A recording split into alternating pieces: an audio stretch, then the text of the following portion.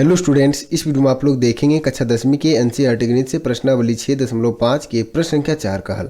प्रश्न संख्या 4 में कहता है ए बी सी एक समद्विबाहु त्रिभुज है जिसका कोण सी समकोण है। सिद्ध कीजिए कि ए बी स्क्वायर बराबर 2AC स्क्वायर है।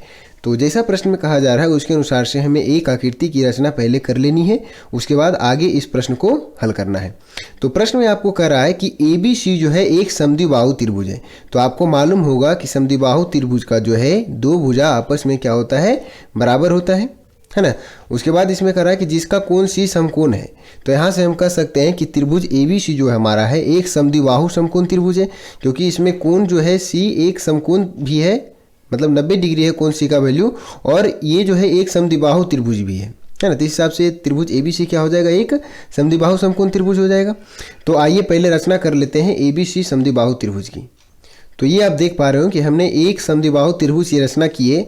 तो प्रश्न में कह रहा है कि इसमें कोण सी समकोण है, तो हम जो है इसमें इस कोण को क्या लिए हैं, समकोण लिए हैं। तो यहाँ पे हम इसे नामांकित कर देते हैं सी से, ठीक है। तो अब इसे हम ए से और इसे बी से, तो इस हिसाब से जो है हम ए और ये भुजा, ये दोनों भुजा को क्या किए हैं, बराबर खींचे हैं। क्योंकि यहाँ कह रहा है कि ए बी सी हमारा एक समद्विबाहु त्रिभुज है। समद्विबाहु त्रिभुज में क्या होता है, दो भुजा आपस में बराबर होती है। तो हमारा जो है इस त्रिभुज में ए बी भुजा बी सी भुजा जो है ए सी भुजा के बराबर है, और कोण सी का वैल्यू क्या है, 90 डिग्री है। तब इस कंडीशन पे हमें सिद्ध करना है कि ए बी स्क्वायर का जो वैल्यू होगा वो 2AC स्क्वायर के बराबर होगा। तो आइए पहले जो प्रश्न में दिया गया है और जिसके अनुसार से हमने रचना की है उसे अपने शब्दों में लिखते हैं। मतलब दिया है क्या दिया है कि ए बी सी एक समद्विबाहु समकोण त्रिभुज है ना, जिसमें कोण सी क्या है हमारा, समकोण, अर्थात कोण सी का वैल्यू 90 डिग्री है, एवं AC का वैल्यू जो है BC के बराबर है। AC जो है क्या है, BC के बराबर है, क्योंकि ABC हमारा क्या है, एक समद्विबाहु त्रिभुज है।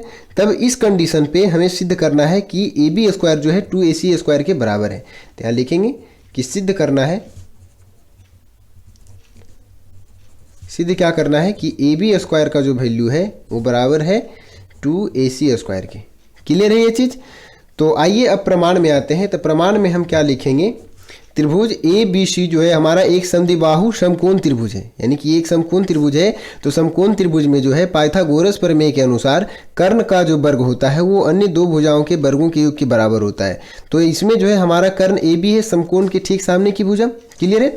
तो लिखते हैं त्रिभुज समकोण त्रिभुज, लिखेंगे प्रमाण में समकोण त्रिभुज ए बी सी में पाइथागोरस प्रमेय से। पाइथागोरस प्रमेय के बारे में यदि आप लोगों में से किन्हीं कोई भी ऐसे स्टूडेंट जिन्हें जानकारी नहीं है पाइथागोरस प्रमेय के बारे में, तो इसका वीडियो जो है चैनल पे डाला हुआ है, तो आप वहाँ से जाके देख सकते हैं। पाइथागोरस प्रमेय से त्रिभुज ए बी सी में पाइथागोरस प्रमेय से क्या लिख सकते हैं, ए बी स्क्वायर का जो वैल्यू होगा वो बराबर होगा BC स्क्वायर और प्लस AC स्क्वायर के। ये चीज़ क्लियर है। और आप यहाँ देख पा रहे हो कि हमारा जो है AC बराबर BC है, ये हमें क्या है, समद्विबाहु समकोण त्रिभुज के अनुसार ये ऐसा लिख सकते हैं। तो यहाँ लिखेंगे अब, चूंकि AC बराबर BC क्या है, दिया है ना, प्रश्न में पहले से दिया गया है। तो अब जो है यहाँ हमें क्या सिद्ध करना है, ए बी स्क्वायर बराबर 2AC स्क्वायर। तो AC स्क्वायर हमें सिद्ध करना है, तो BC के स्थान पे हम AC वैल्यू भर सकते हैं कि नहीं, क्योंकि BC और AC का वैल्यू बराबर है। क्लियर। तो यहाँ से लिख सकते हैं ए बी स्क्वायर बराबर BC के स्थान पे हमें AC भर देना है, दोनों वैल्यू बराबर है।